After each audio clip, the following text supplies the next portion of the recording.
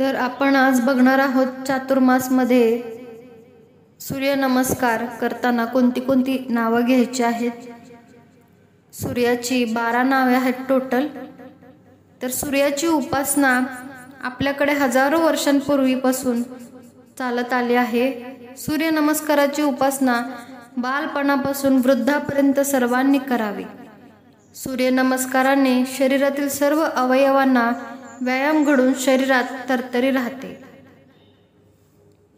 तर सूर्याची 12 नावे: ओम मित्राय नमः, ओम रवये नमः, ओम सूर्याय नमः, ओम भावने नमः, ओम खगाय नमः, ओम पुष्णे नमः, ओम हिरण्यगर्भाय नमः, ओम मरीचये नमः, ओम आदित्याय नमः, ओम सर्वेत्र नमः, ओम अकार्य नमः, ओम भास्कराय नमः,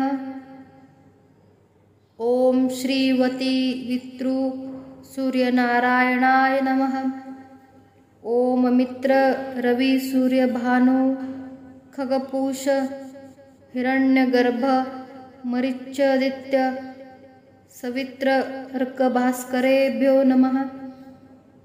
नमस्कार घालून झाल्यावर खालील श्लोक म्हणून तीर्थ घ्यावे।